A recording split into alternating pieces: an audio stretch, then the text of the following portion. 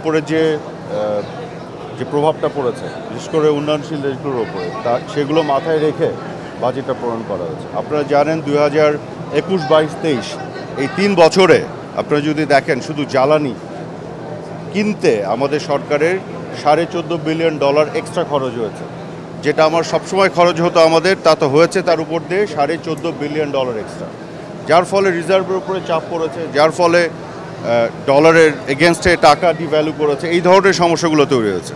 তো এখন এগুলোকে মোকাবেলা করার জন্যই বাজেটটা প্রণয়ন করা হয়েছে। এখন আপনারা জানেন যে ক্রলিং প্যাক যে পদ্ধতিটা এটা অ্যাপ্লাই করছে বাংলাদেশ ব্যাংক, অর্থাৎ বাজারে টাকার ডলারের যে মূল্য হওয়া উচিত তার কাছাকাছি একটা মূল্য নির্ধারণ করা হচ্ছে, যার ফলে রেমিটেন্সের প্রবাহ বাড়বে এবং রেমিটেন্স প্রবাহ বাড়ার ফলে যেটি হবে আপনার রিজার্ভের উপরে একটা চাপ কমবে। প্লাস উন্নত দেশগুলো বিশেষ করে আমেরিকা, তারাও যে সংকোচনমূলক মুদ্রানীতি নিয়েছিল সেখান থেকে ধীরে ধীরে সরে আসছে। তারাও কিন্তু ডিপোজিটের উপরে যে ইন্টারেস্ট রেট এটা কিন্তু বাড়ানোর ফলে ডলারের যে সাপ্লাই সেটা কিন্তু গ্লোবালি কমে গেছে, তার প্রভাব এখানে পড়েছে। তো ওই সব কিছু মিলে এখন আগামী 1 বছরের মধ্যে আমরা আশা করছি একটা সহনীয় পর্যায়ে সব কিছু চলে আসবে। যে ধরনের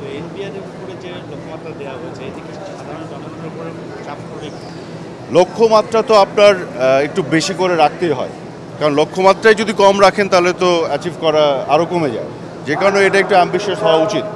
এক আর দুই হচ্ছে যে লক্ষ্যমাত্রা কিন্তু শুধু অ্যামাউন্টে বলা হয়নি কত উঠাতে হবে, নাম্বারও বলা হচ্ছে কত জনের উপরে উঠাতে হবে।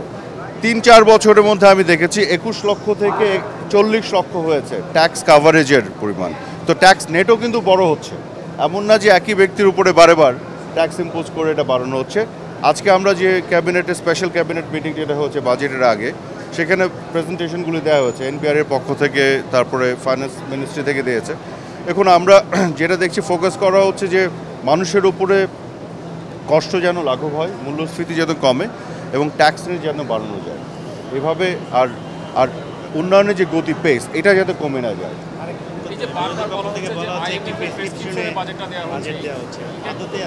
কিসের প্রেসক্রিপশন? শুনুন, এগুলো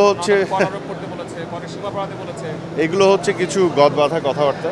কোন জায়গায় কর আরোপ করতে বলেছে, কোথায় বাড়াতে বলেছে। আমরা তো গত 15 বছর ধরে যে ডেভেলপমেন্টটা হয়েছে সেগুলোকে পর্যালোচনা করে আগামী দিনে আর কি করা উচিত সেগুলো বিচার বিশ্লেষণ করেই সিদ্ধান্ত নেওয়া হয়। কে কোথায় প্রেসক্রিপশন দিল তার সাথে কোনো সম্পর্কই নাই। এটা তারা যেহেতু প্রেসক্রিপশনে চলতো এই জন্য ওরা মনে করে সবাই প্রেসক্রিপশনে চলে, ব্যাপারটা হচ্ছে এরকম। থ্যাংক ইউ, ধন্যবাদ।